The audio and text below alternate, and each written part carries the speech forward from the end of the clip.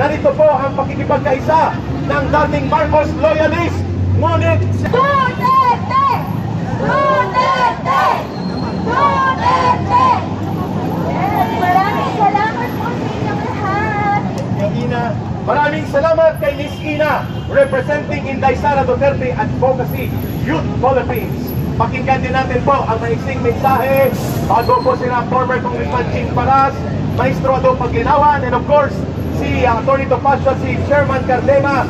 Ganito po ang pakikipagkaisa ng dating Marcos loyalist. Ngunit siya po ay inabutan ng kanyang konsensya. Nagbago ang damdamin, nagbagong isipan. Talagang inabutan ng konsensya, no? Walang iba, kundi ngayon ay balik loob sa tamang paninindigan, Ginoong Ferdinand. Hindi po sa Topacio, pero matinong Ferdinand din po ito. Salamat, Eric. Tunay nga po na ang pagkakaisa ay dati nagtatagumpay. Ako nga po pala si Ferdinand de los Reyes, original 80s Marcos loyalist na nagising sa katotohanan. Correction, hindi po ako bumaliktad.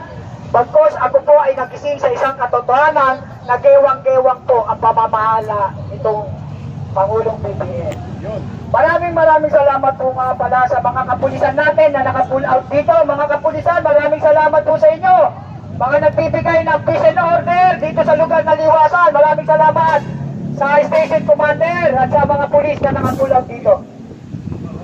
Bago ko simulan, nais ko rin po magpasalamat sa mga organizer, kay Ferdy Topacio, Atty. Ferdy Topacio, at saka kay Eric, na tunay nga pong para sa bayan at mamayan.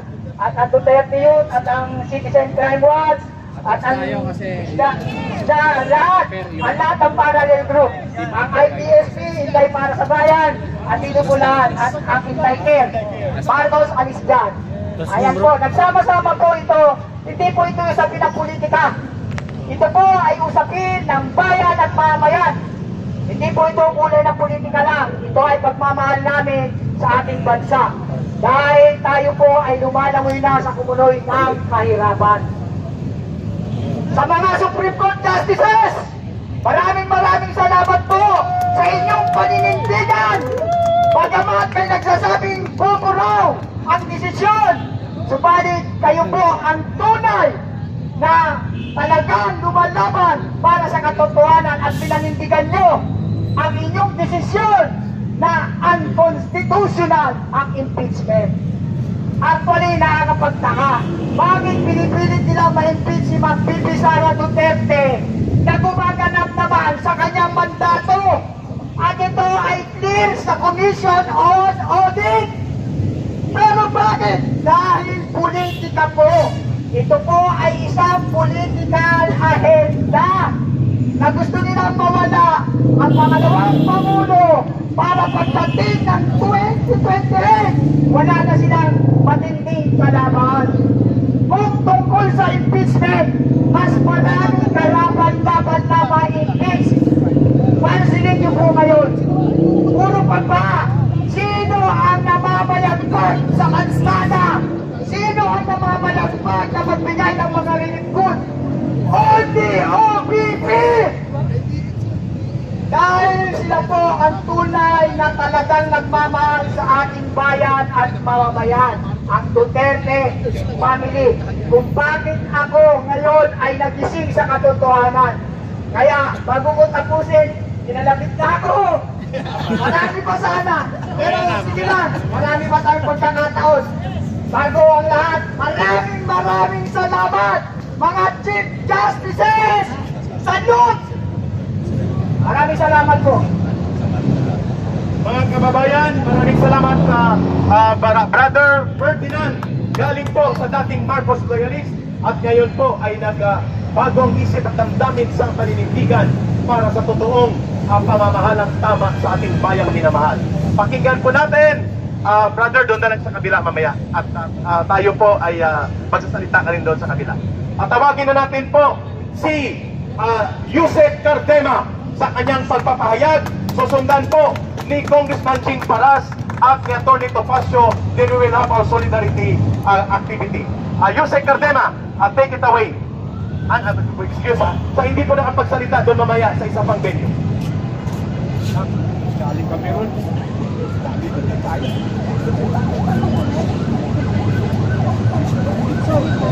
Hello. Mabilis lang po na mensahe mula sa inyong Duterte Youth Party List. Alam nyo, ang Duterte Youth Party List ay ibinoto ng lampas 2 milyong Pilipino sa buong mundo para maging boses ninyo sa Kongreso at nararapat lamang na magsalita ang inyong Duterte Youth Party List para ang boses ng mga OFWs, mga pulis at sundalo na ginawang number 1 ng Duterte Youth Party List ay marinig ninyo ngayong araw na ito.